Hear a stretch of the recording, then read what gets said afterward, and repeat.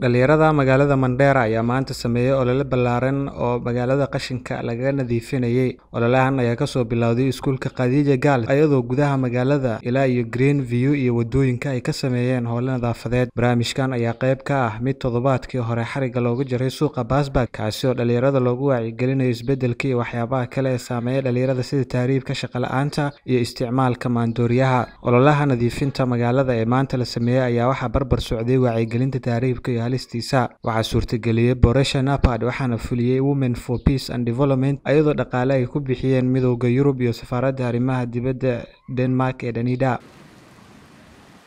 Cabdiya waa madaxa barnaamijyada hay'adda Women for Peace and Development waxay ka warbixinaysaa ololihii maanta la sameeyay. Waxaan ka soo bilaabnay xagga Khadija agteeda, Khadija Primary Girls ilaa Buulambiyan soo marnay, Kamoor school waa ka imaadeen ilaa waxay ka imaadeen Barwaaqo.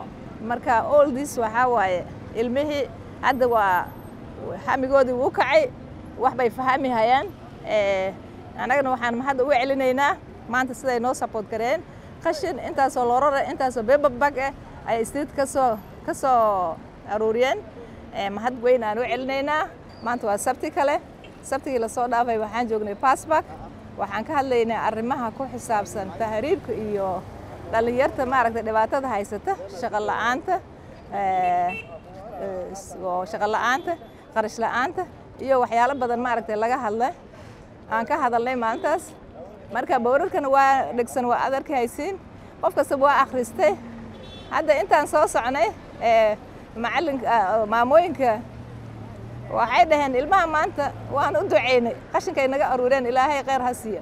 Markaan dhalinyartan Peace Clubs kali ma aha wiilal iyo gabdho yar kale oo ku soo darsamaa ku jira. Dhinaca kale qaar ka mid ah dhalinyaradii sameynayay ololaha ayaa warbaahinta la hadlay. Maanta waxaa u soo baxnay in magaaladiina hagaajino. waxaana ka soo bilaabnay Khadija, haddana waxaan joognaa Grifto. maanta waxaan rabnaa inaan magaalada si fiican u hagaagsano si aan magaaladeena nadiif u noqoto.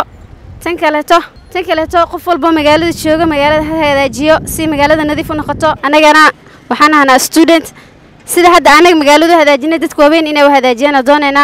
maanta magaalada nadaafadeeda aan ka shaqeynayni waxaan ka soo bilaabnay Khadija ilaa iyo inta anigoo dhalinyarada Mandera ka tirsan. waxaan dhalinyarada wala talnaa inaysan tahriibin, aysan meel la kala aadin. haddii oo aan baxno dad wax dalkeena noo difaacay jirin, wax waalidiinteena walaaleen daaweyn ay jirin, inaan dalkeena dadkeena wax u barano wax u qabano.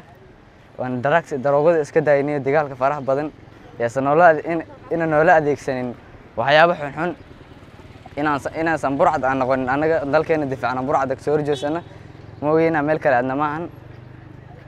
waxaan Ilaahay ku maadinaynaa waxa meel kale aan u raadin lahayn waan haysanaa kurti. hadday nabad tahay nabad way jirtaa dalkeena, hadday tahay waxbarasho way taallaa, wax kasta oo raadin lahayn maanta meel kale raadin lahayn way yeelaan, shaqo hadday tahay way taallaa. marka inaan meel kale aadna maahan waa inaan dalkeena wax u barana, dadkeena wax u qabana, hooyooyinkeena aan saacidino waaye. marka anigoo dhalinyarada maanta ka tirsan Mandera nadaafadan ka shaqeynaynay qashinkii waxaana soo xaabinay maanta. marka dhalinyarada waxaan kula talin lahay inaan ficilka aan sameynay ee nagula soo dabaraacaan. magacaygu waa Faaqir Maxamed Cabdo, waxaan ka tirsanahay Peace Club. maanta waxaan ku jirnay nadaafada, waxaan ka soo bilownay Khadija, hadda waxaan joognaa Grifio. dad Soomaalidan dadka meeshan jooga waxaan leeyahay taariibkan la aaday in la iska dhaafo. taariibku dhibaato fara badan uu leeyahay. lacag la'aan inta ku tagay waalidiintaada lacag isa awoodina ku qasbay. kastoo in lacag la'aan ugu tagtay waa horta ugu qasbay hadan lacag fara badan in la keeno. waxaan leeyahay qabyaaladdan faraha badan la isku digaalay in la iska dhaafo. kaas qabyaalada faa'iido ma laha. qabiilka dhignay qarnan qaadana. Ibrahim Nur Abdurrahman, warbaahinta Daawa, Countiga Mandera.